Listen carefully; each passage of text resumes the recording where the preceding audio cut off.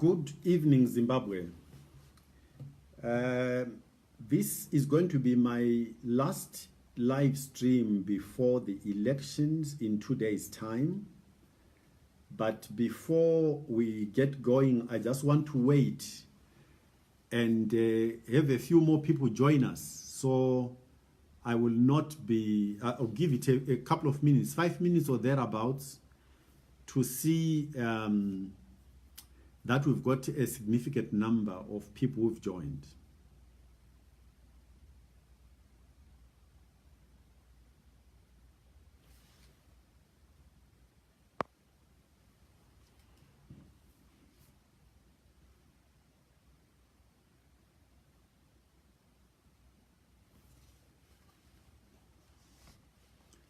I think I need to adjust something here. So whilst we're waiting for people to join, let's just play around with the technology a bit. Excuse me whilst we do this, but it should be fine in a bit.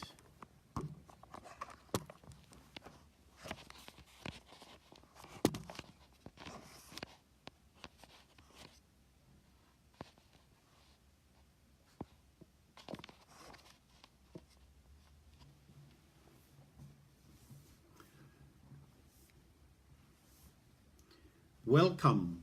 So as I was explaining, we'll wait until we've got a few more people. So let's give us a couple of minutes. Give it a couple of minutes and wait for a significant number of people to join so we don't leave them behind. So I hope that those of you who have joined do not mind. I can see Grace in London, Tendi, I think. I'm not sure where you are joining us from. Emmanuel, Zingira, Wongi Wendondo. So just bear with me and let's get a few more people to join us. Tawana Nyasha, welcome.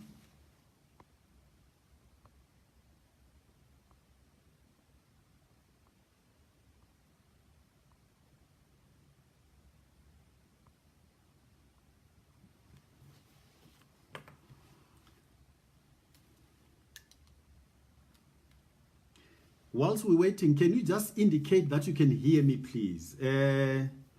How are you going to indicate? Put your like so that I can communicate with me so I can see you can actually, well done, Teacher Owner. So you can hear me. That's good. And you can see me okay? Well done. Thank you.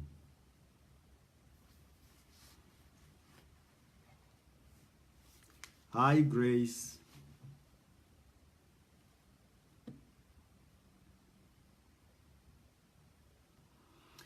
So let us start. I mean, I know that some people will join as we go along. Let me tell you how I want to structure tonight. I would like to make some introductory remarks for about 10 minutes or thereabouts, roughly.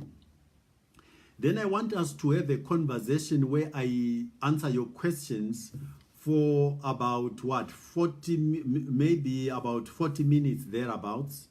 And then again, another 10 minutes at the end for me to wrap up on the sort of giving our last views on how we believe as APA that we should approach these elections. So to start off with then, Monday is just around the corner. And as we in APA have always said, it is time. It is time indeed. It is time for what though? There are a lot of people. In fact, I had a very close friend call me this morning.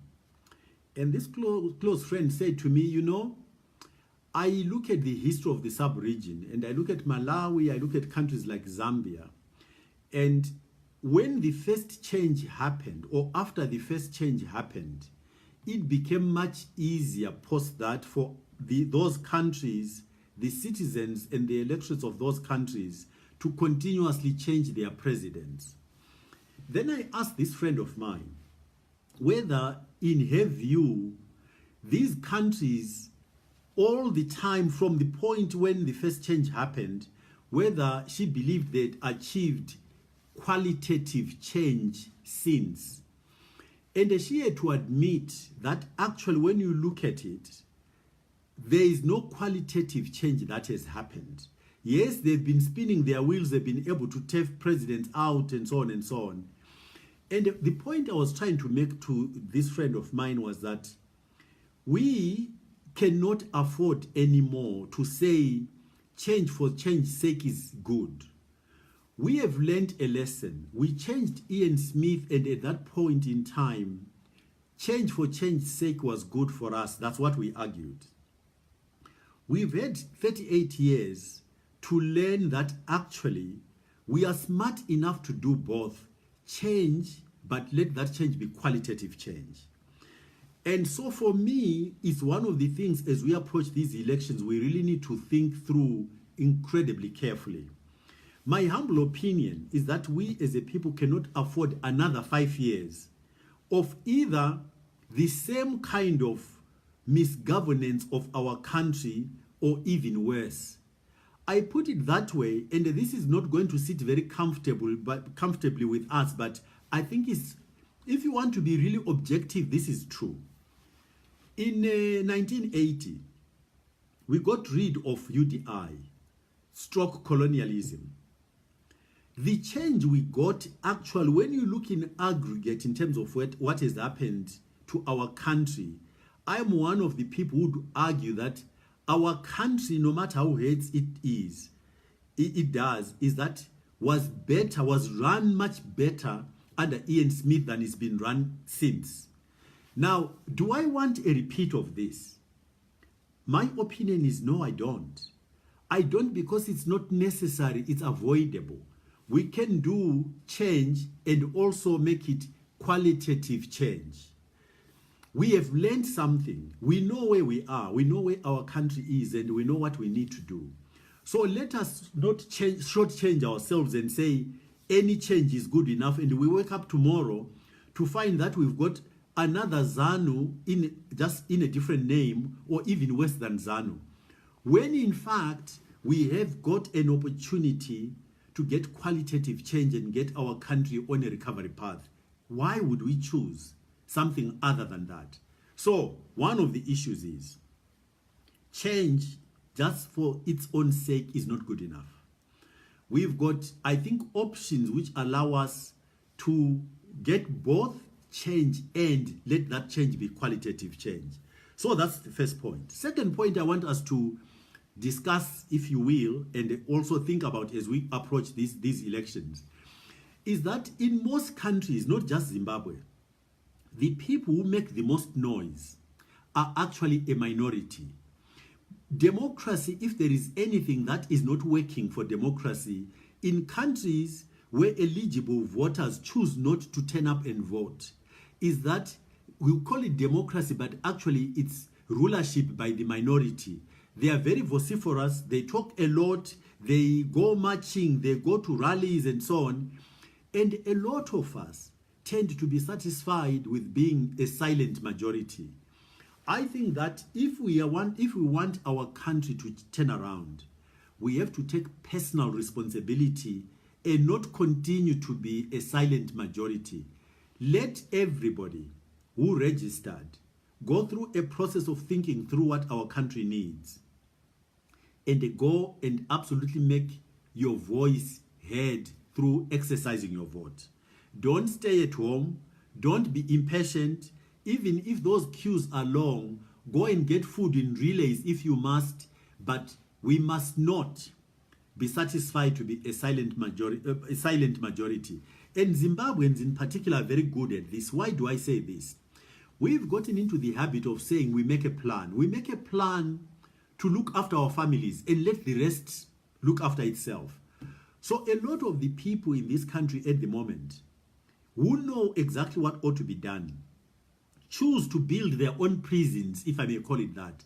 So they buy a house or build a house. They put a wall around it to stop people coming to steal from them. They drill a bore in order to get water. That's why I am calling it a prison. We think we are okay, but we can build a much nicer country where we can live peacefully and prosperously provided we do not stay as a silent majority. So that's my second point. My third point is that when you look at, again, Zimbabwe and the state of this country, as I have campaigned, everywhere I've gone, people have been incredibly clear about what needs to be done. Most people will simplify it to one thing and one thing only. And what that thing is we want jobs for our people, especially our children. We trained them. They went to school. They passed exams, but they are hanging their certificates on the wall. And they are selling airtime in spite of getting degrees, first-class honors degrees and the like.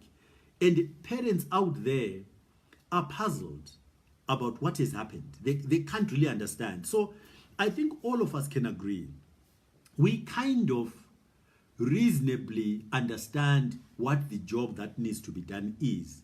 I want to just expand it a little beyond what the ordinary person would articulate. After all, I think that's the role of leadership. So I think that we need to manage an economy prudently. I also think, though, we need to build a united country. In other words, we need unity in our nation. We need a peaceful country. We need a country that can be respected. And some of the things involved in this are that we need to get rid of corruption. We need to get rid of nepotism, cronyism, and patronage. We need a leadership that will lead by example in showing our people what constitutionalism means. Some of you have heard me say, I see time, I'm going to wind up in a minute. You've heard me say, a lot of us as parties should not have written a manifesto. We should have put out just one sentence. We shall comply with the provisions of the Constitution, because all of the things we need to do are covered, including inclusivity, devolution. It's all there, looking after the youth, women, and the disabled in our society, prudent management of the economy, transparency, no corrupt. It's all in the Constitution, but we've never done it. So we really need to think long and hard about any evidence that the people who are contesting in their ordinary daily lives do not comply with these requirements. We should not kid ourselves. If you want somebody else who is articulated it much better than I can, go and listen to Michelle Obama's video when she was talking about Trump and what people should expect. What you see during the campaign and in the way somebody leads their life before they are elected, you're going to get that and more once you put them in office. So let's not kid ourselves and think that we can allow somebody who cuts corners, somebody who is happy to lie, somebody who is happy to use hyperbole, things which don't make sense, and hoodwink the population into electing them. And you think once they're elected, they're going to change. They are not going to change. So on that note, let me say, it is time for all of us to do the right thing and welcome questions. And at the end, I'll come back and just give you some closing remarks for another 10 minutes. So let me look at what is coming through and respond to that.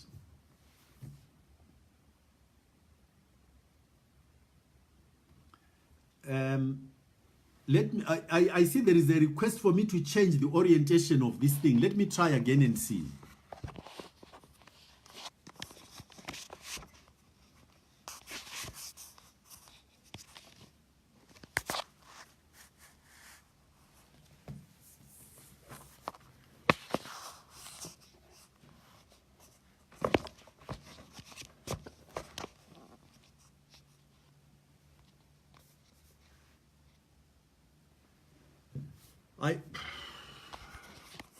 I'm not sure whether that is better.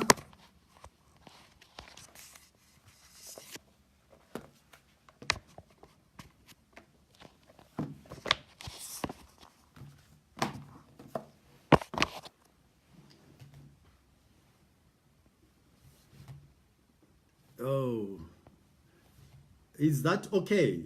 Can you see me properly, or you are not happy with that? I can't read the questions, but I'll use another device. So that's fine. Any questions, contributions, feel free. Let's make it a conversation.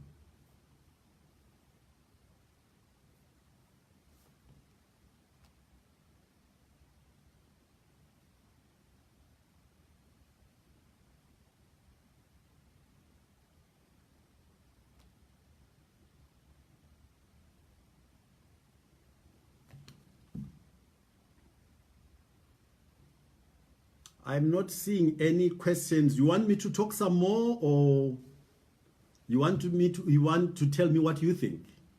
I'm interested to know what you think about where we are, the journey we've traveled, the prospects for a decent government for this country for a change.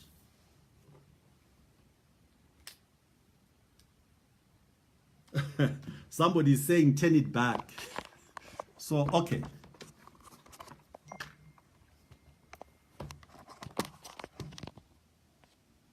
Okay, sorry about that, the technology challenges, but I've turned it back.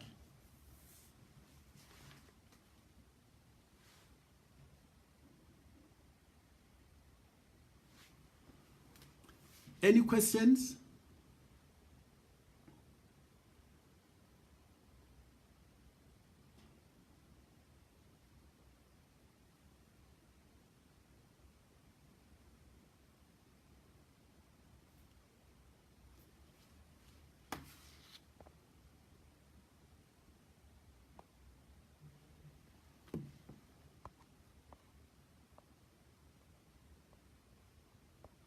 So there's somebody who is asking a question about if I lose, if APA loses, I suppose we should put it that way. You know, at this point in time, I don't even want to entertain that question because I think that's a very problematic question for me. Everywhere I've gone, even my protagonists have admitted that the APA manifesto is one of the better ones. I just do not want to call it the best. Let's be prudent and call it one of the better ones. People have also conceded that in terms of, not just because it's me, as I've told people, there are many Zimbabweans out there who can run this country better than I can ever do. But of the people who've put their name on the ballot box, I still believe that a lot of people concede that I am the better candidate. If you put those two things together, why would we not have the confidence that Zimbabweans will turn up and vote for me and win? Why do we want to entertain any other possibility? And incidentally, some people have had the audacity to say, go and join Chamisa. Somebody even said, go and join ZANU. And I said, but firstly, I've tried it before. I've agreed to join at the invitation of President Mugabe, as you'll recall. And I am fully aware that the leader of the team makes all the difference. So you'll excuse me if my attitude is, I don't want to do it again. Once bitten, twice shy. You cannot accuse me of wanting to save my country. I've demonstrated I want to do that. But you cannot at the same time then say, go and join. If you as Zimbabweans choose somebody else with a different manifesto, a different agenda, then I think you should lie on the bed you make. You make your bed, you must lie on it. It means when you make that choice in a democratic process, that's what you want. And I don't think I've got a right to then interfere. They should run the program that you will have voted for. That's my humble opinion. So as of now, I must say the prospects of me joining somebody else's team are zero. That's my view. I'm out there, I've offered myself, and Zimbabweans are welcome to choose me. And then we can get our country to work properly. What happens if ZANU, the question has been asked by Mtulisi, and he says, what happens when ZANU refuses to hand over power? You know, to be honest with you, Mtulisi, my view is that when you look at our public sector, army included, I don't believe that we are at a point in time where ZANU will be able to get away with not handing over power. I think Zimbabweans will not allow it to happen. It's not even a question of one opposition party or other. Zimbabweans will not allow that to happen again. So I'm satisfied that when the results are announced, and if people believe in those results, if somebody attempts to then get in the way and say, we will not allow this to happen, I think this country will have a problem. So let me stop at that because I don't want to sound like I'm instigating, but I think there will be a problem. So let's just go on the basis that whatever sector of our community and institutions will support, as the president said, the voice of the people is the voice of God. It's not from me, it's from him. And he is from ZANU. I've answered the other offer from another party, so I'm not going to do that. Somebody else is going on about the same thing. Let's be rational, people. If our manifesto is the better manifesto, and if I'm the better candidate, just go and vote for me. Then this problem will not arise. The question will not arise. APA's position on land. APA's position on land is that we need a very factual starting point. So we need a land audit. And then we need to put tax on the land. The reason why we need to tax land is to make sure that land barons cannot afford to sit on unproductive land. So we'll put taxation on the land. Either it's productive or they will hand it back. Although individuals have got access to use land and even under title, land will continue to be an asset of this country, the nation as a whole. So we cannot let individuals sit on land. It is our land. And if it's not productive, we'll have to find mechanisms to disincentivize people for sitting on land and not using it. The last thing we'll have to do, in my opinion, is that we need to give people title so that they can use that title to access capital to make the land productive. And together with giving them title, we also have to support farmers technically and in terms of inputs. So extension services will have to be resuscitated and capacitated appropriately to make sure that our farmers are given a fair chance, a fair shot at being productive. Those are the essentially four things we'll do: a land audit, land tax, title, and in title, we need to be careful that we don't create a situation where there is a reconsolidation of land. I mean, people selling the land, and then we end up with a situation where a few individuals in our country own the land once again, with the majority not having access or not owning any. So we need to be careful about the structuring. And lastly, we need to, government has to come up with financial as well as technical support programs to the farmers to increase our productivity. That's the approach to land.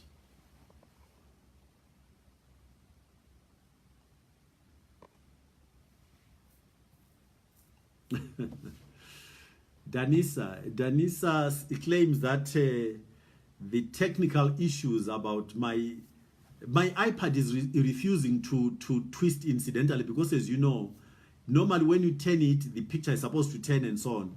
I turned it and the technology is not cooperating, but Danisa has concluded that the upper election strategy is as problematic as the iPad technology. Well, Danisa, that's your view. You are welcome to it.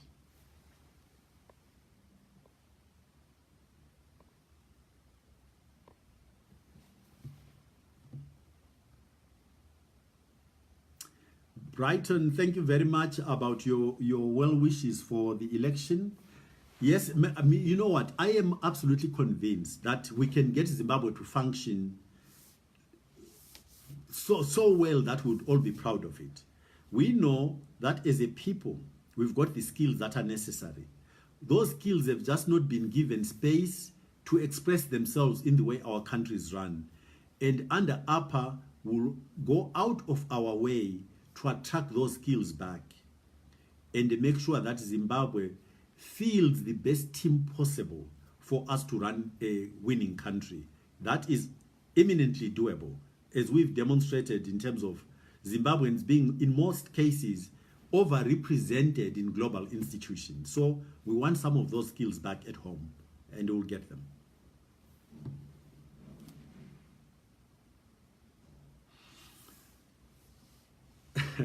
Washington says people were busy comparing numbers at rallies today. Washington, I've answered this issue of rallies before.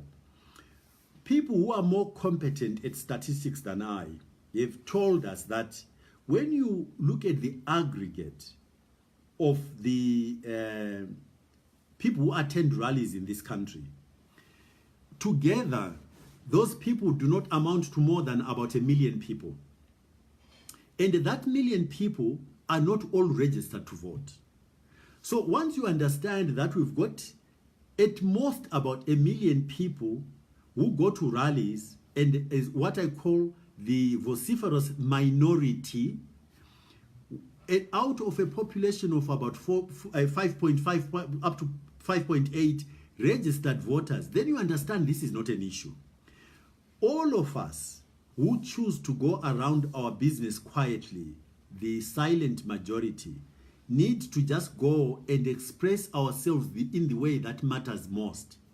Going to a rally is not the most important thing in your life.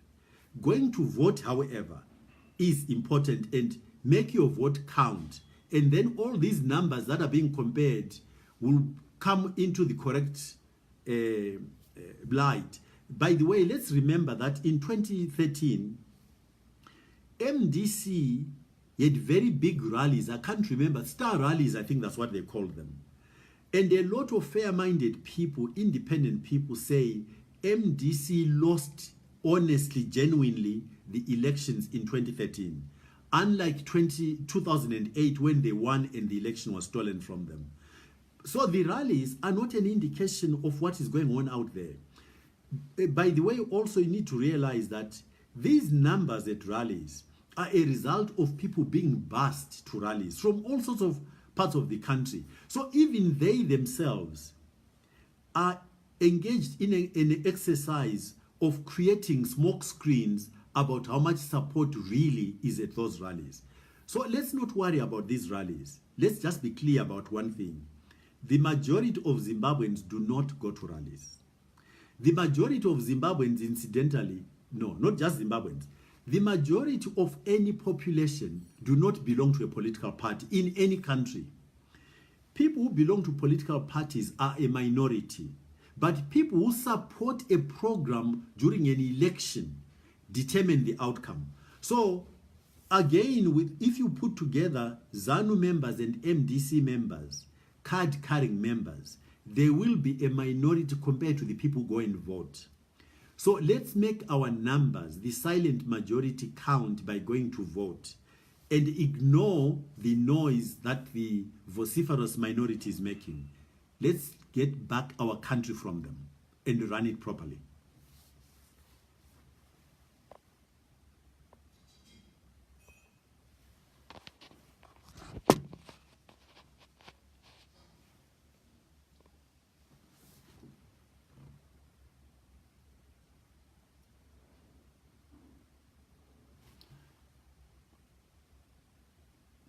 Now, there is a comment here about people in the rural areas. I have always said the reason why we in APA chose a strategy which we actually let everybody know was going to be a family and friend strategy. Now, maybe let me take a step back actually. If you agree with me that the people who go to rallies and the people who belong to political parties are a minority, and that the majority of the people tend to either be influenced by exactly this apparent support, or much more likely be influenced by word of mouth, people going and talking to their relatives, to their friends and saying, I'm going to vote for so and so because of whatever the reasons are.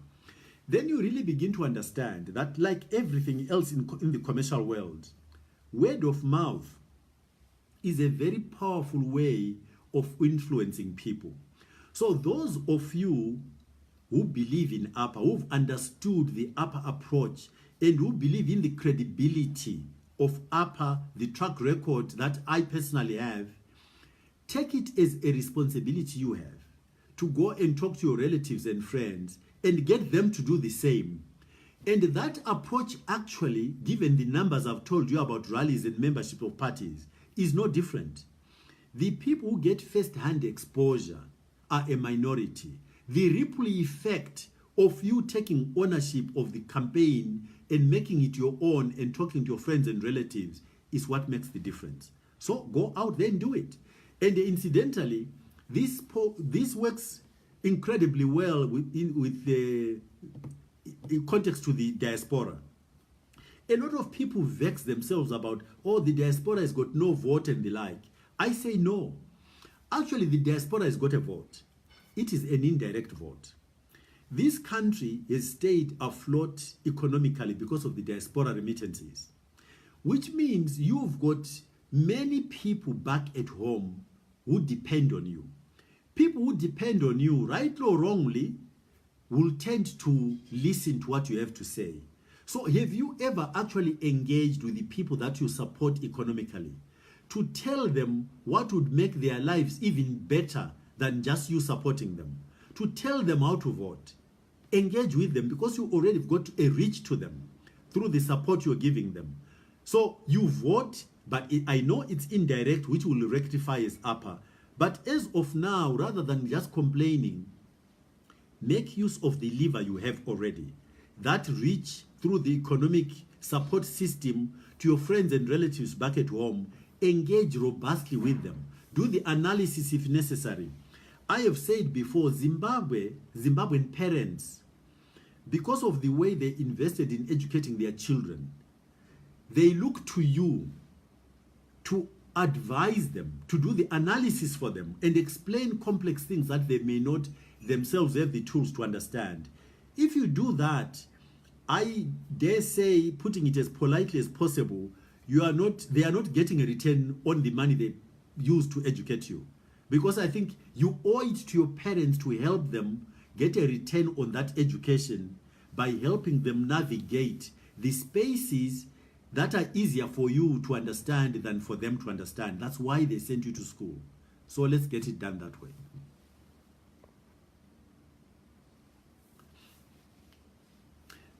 Do I believe that there will be election rigging attempts? Of course I do. I mean, this is not going to be any different. I think what ZANU set out to do was to woodwink all of us. But I think there are two things to notice here. There is an expression which says when you let the genie out of the bottle, often most of the time it's very difficult to put it back. ZANU set out to woodwink us, but I don't think they'll get that particular outcome. That's the first point. Second point is that I think that rigging an election is done in the margins. It's easier if the numbers you are dealing with are small numbers. It's more difficult to rig an election if the numbers you're dealing with are big numbers. So our responsibility as Zimbabweans and the voters is to create a situation where those numbers are big enough to cause a headache for the people who want to do the rigging. That's point number one. Point number two, we need to have our election agents do a very good job of protecting the process itself, including the counting and tallying of the votes. So let's not just try to outsource back to an organization that we know cannot be trusted. Let's take ownership of the process. Let's see how to beat them. Use numbers to beat them. Use diligence to beat them. Let's be vigilant and take responsibility for how the outcome goes.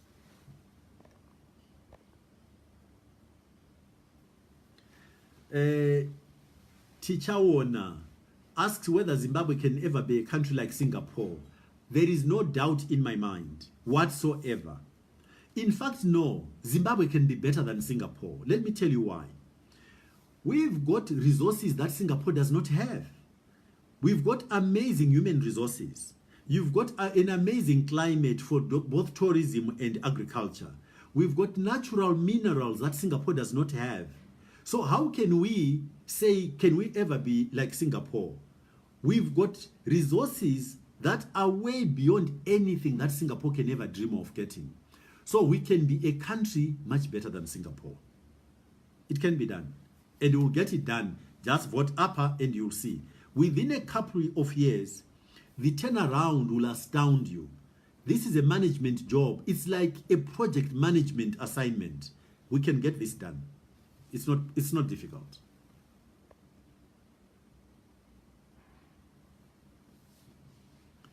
Who will be in my cabinet if I win? I have said, I do not know. I don't know, because we are going to get people who want to be in that cabinet, Zimbabweans who want to participate in turning around their country to apply for jobs.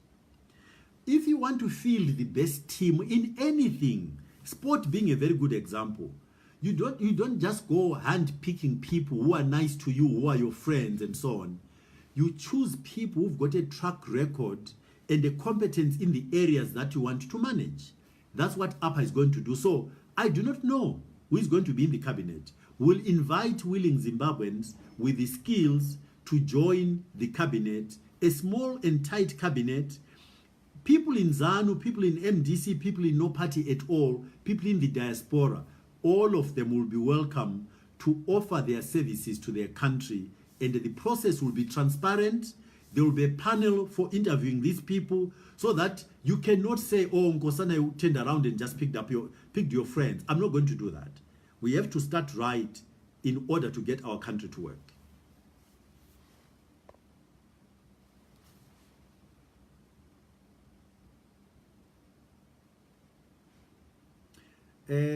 Jonah is asking me how it was to have a man of my stature go door to door. I'm not quite sure what the question means, but Jonah, what I can tell you is that this exercise turned out to be more beneficial to me than I'd realized at the beginning.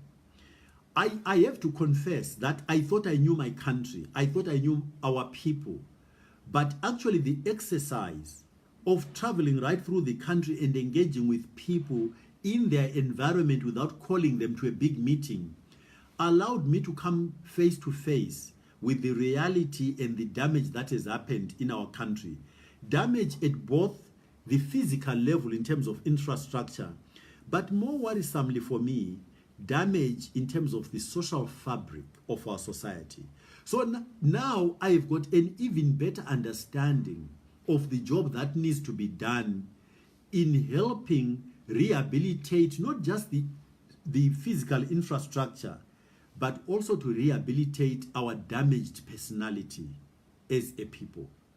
But again, I'll tell you right now, it's doable and it can be done. What is clear though, is that in addition to me having a fairly clear view of what needs to be done, I also am very clear that getting Zimbabwe to work requires us more than people imagine, getting a buy-in of Zimbabweans, firstly understanding what it is that needs to be done. So my role as a leader is, in addition to having a view on what needs to be done, I have to be able to articulate it to Zimbabweans and get them to commit to getting it done, because we have to do it together. And again, whilst I'm on this point, let me tell you that in my opinion, yes, of course, I don't want to come across as saying Zimbabwe does not need development partner assistance. But most of the things we need, we have got in this country. We've got the people, provided they believe in what we say we should do and understand how to go about doing it and are involved in doing it. We've got the resources, provided we stop stealing from ourselves and from our nation. We've got the resources also, provided we start being clear about sequencing and prioritization and reducing consumptive expenditure and diverting it into investment in human development and infrastructure to make sure that the economy can then grow on that platform. We can get this done. But yes, we'll need accommodation to the extent that we can get it.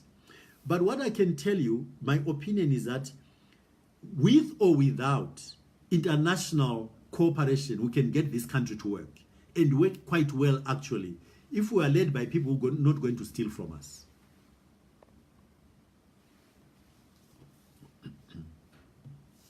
Gary, if Mnangagwa wins, it means Zimbabweans will have chosen Mnangagwa and his program.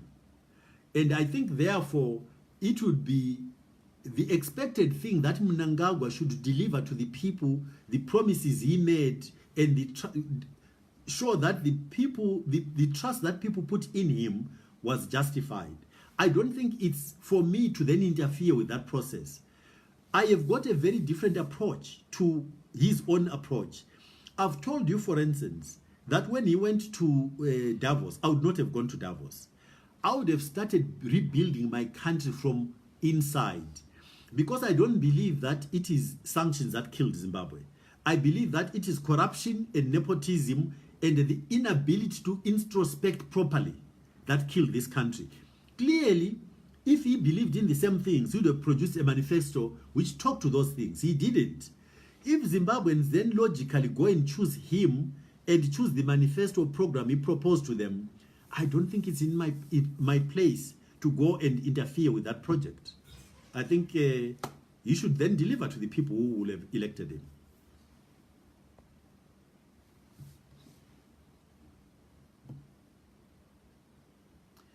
Sonke Sendai says, what exactly do you not like in other parties? Which other parties? I mean, if we start with the incumbent, the sitting government, ZANU, I hope, Sonke, you understand, we've got 38 years of evidence of the incapability of this party. I hope you don't want me to say any more than that.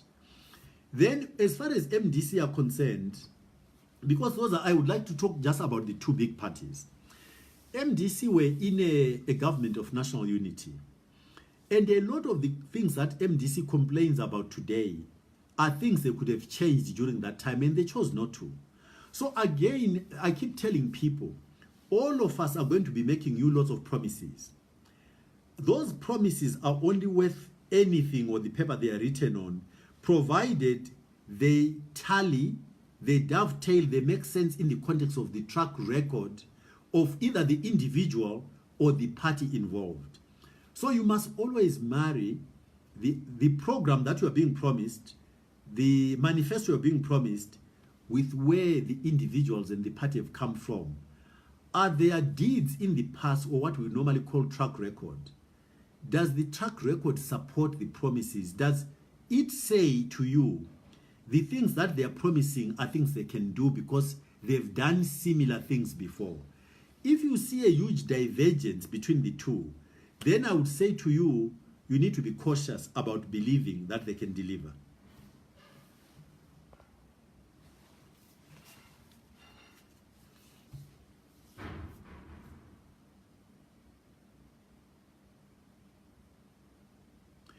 Mark, you ask how we can assure that our leaders engage in continuous professional development.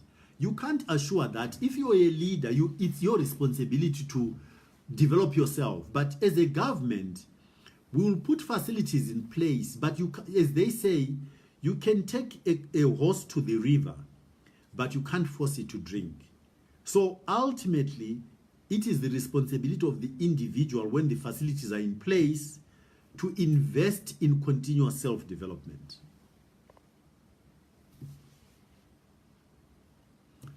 Gladys, do you see yourself becoming the next president, to be honest? You know, Gladys, please send your number to either Tinashe or Nyaradzo. I want you to be one of the first people I meet when I'm inaugurated, because I'm absolutely confident that I'm the next president of this country, with your help, of course.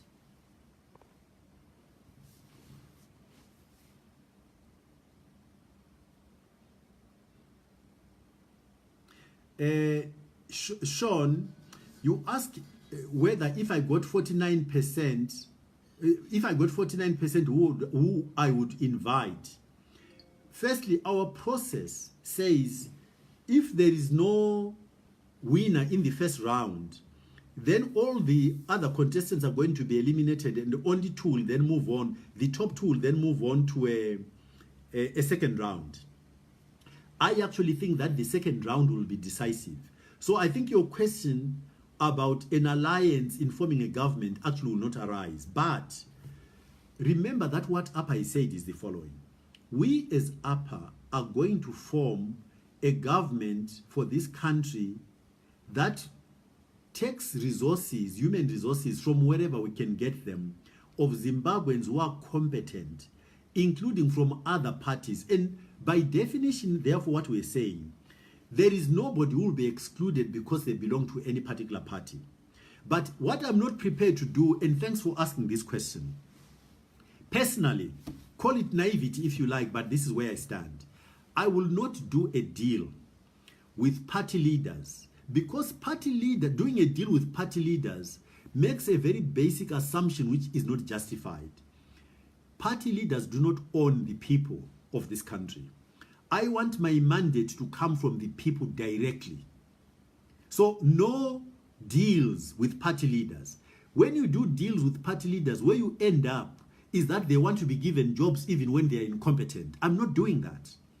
I want my mandate to come from the population of this country so that I can have the freedom to construct my administration the way I believe. So that's where I stand. That's why up to today is not in an alliance. We want our mandate from you, the people. We want you to choose your chief executive and then let the chief executive assemble the executive team. That's the way we want to go.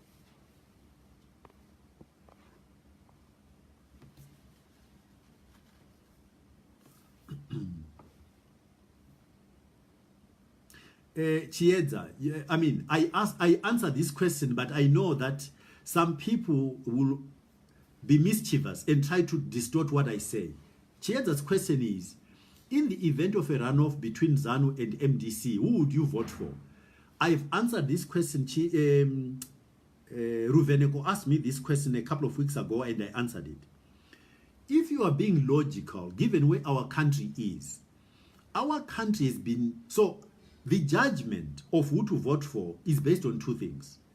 As we are at the moment, it's based firstly on the factual, historical events which have led us where we are. ZANU has destroyed our country.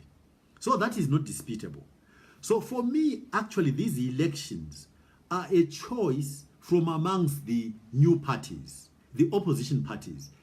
If Zimbabweans are logical, ZANU should not even have a look into these elections. They destroyed our country. They should not be given another chance to continue messing around. The second, though, is then amongst these people who are new, who've never run Zimbabwe. That's where you have to look very carefully in terms of what is the job that needs to be done? Who is competent on the basis of track record to get that job done?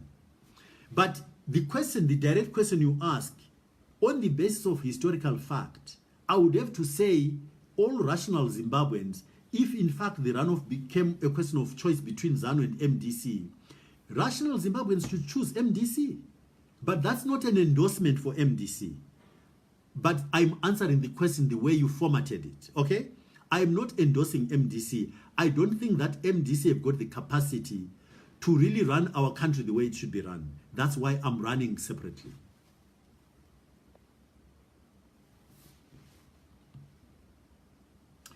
Tapua, you've asked the same question about me being part of some alliance.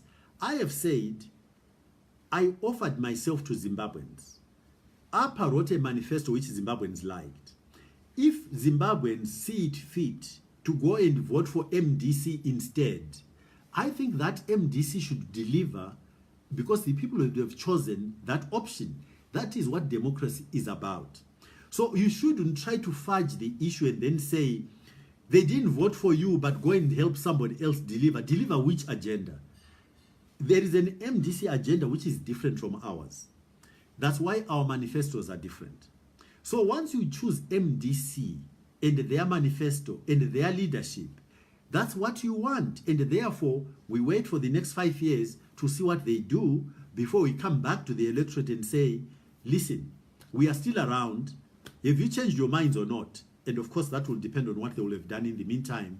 Personally, if I were confident that they will do a good job, I would be with them now. I would have joined MDC. I didn't join MDC because I am convinced that what this country needs does not exist in MDC.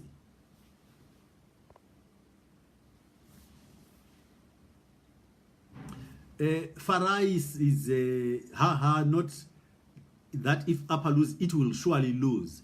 Well, Farai, you are right. You've got a right to your own opinion, and there's absolutely nothing wrong with that. It's a democracy. So that's what this exercise is about. You've got an opinion. You've got people you support, parties you support, like all other Zimbabweans. Let's see what happens on Monday. In Shona, they say usayera nyoka negabi iyo iripo. In other words, don't speculate and use different ways of measuring something that is physically present. The elections are around the corner. The election results will tell us where we stand exactly.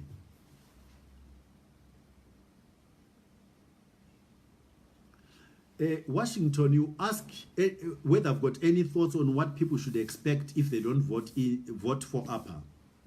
In other words, if APA does not win. I think more of the same, if not worse. Because like I told you, ladies and gentlemen, we've got a track record in front of us of 38 years of mismanagement. I have to say I come from a culture of the private sector where it is just inconceivable that you can have a management team destroy a company and then you go back and expect that that management team will have the capacity to turn it around. They would not have destroyed it in the first place if they were capable of turning it around. They would have managed it properly. Then MDC and the other parties, it is my opinion, on the basis of what a very structured exercise, the job we need done. And I'm not making, by the way, aspersions about the people in these parties. All I'm saying is fit for purpose. What is the job? If it were a different job, if we wanted, for instance, a country that should go and write a constitution, I would not be the person to lead it. A lawyer probably would have the competence and be better qualified to lead that exercise.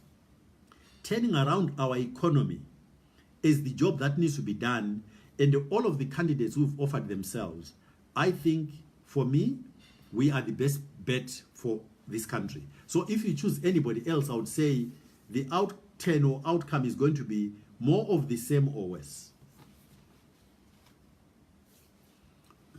We should be moving close. I'm going to give myself less than 10 minutes for closing. So let me take a few more questions.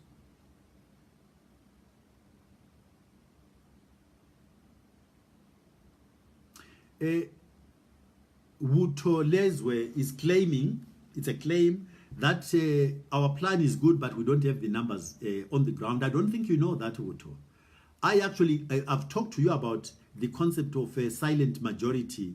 I think you will be surprised when the results come through for these elections. There are a lot of Zimbabweans who've suffered long enough and they know absolutely what they want and what they do not want. They are going to turn up and express their views and make their voice be understood. And you'll see that actually we do have the numbers.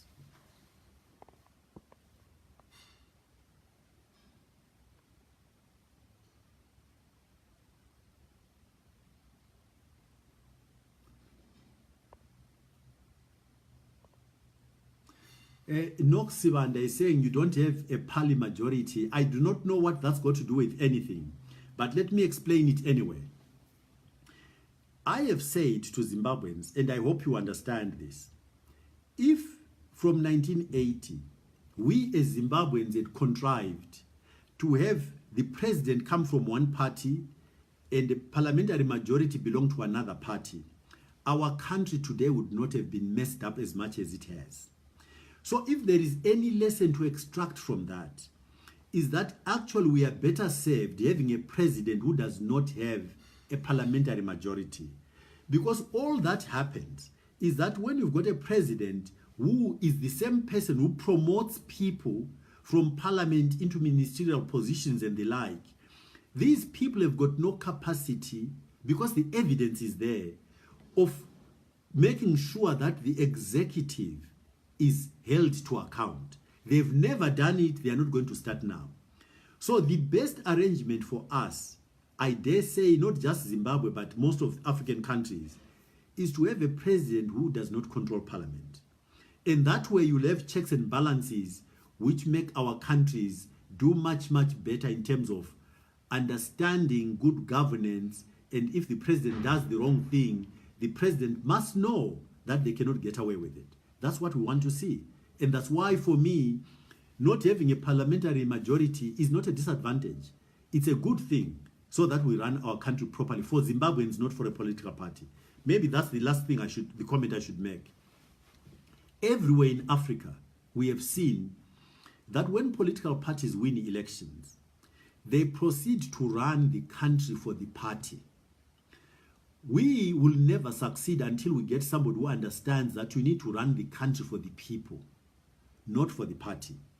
So, unless you're missing something, you don't understand this and you can't see it, we'll continue to have a problem for as long as you want an alignment between the president and the party that they belong to having a parliamentary majority. They will continue to run the country for their party, and they do their favors and their friends favors in giving them jobs inappropriately. So let's change this. Let's have a president, vote for the right president, and individually give up about worrying about parties. Vote for the right president, and individually in each one of your constituencies, vote for the right parliamentarian, and in your wards, vote for the right person to serve at council level. Once we start, that's what meritocracy should be telling us. The truth is, if you look at most of our political parties on the continent, point me to a country where you can actually very definitively say their ideological differences are clear and these are they are. We tend to vote on tribal lines, on club lines, and there is no substantive difference in terms of what we believe in. So you might as well migrate and go to meritocracy, vote for the right people rather than for clubs called parties. That's not done us any favors. So that's the way we should do it.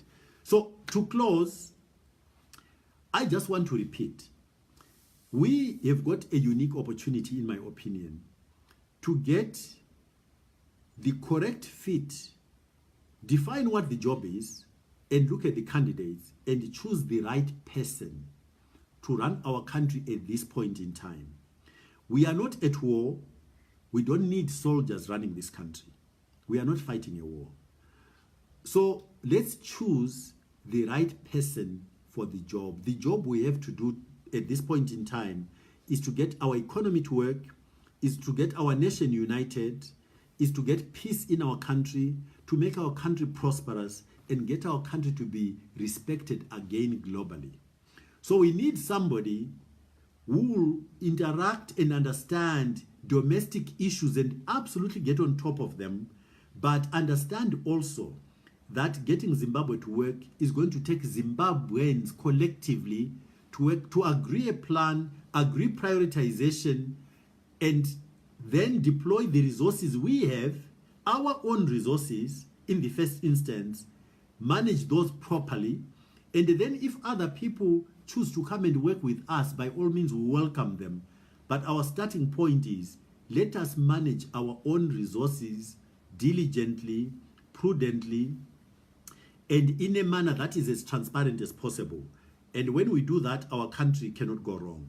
We've got the people, we've got the resources. So go out there and do the right thing. If you can't go out there personally, use your indirect influence with your networks. Talk to your relatives, talk to your friends, and make sure they understand the issues and make them, or not make them, persuade them to go and do the right thing. I can assure you, we can get our country to be an example of what both democracy and good management look like. Thank you very much and good evening.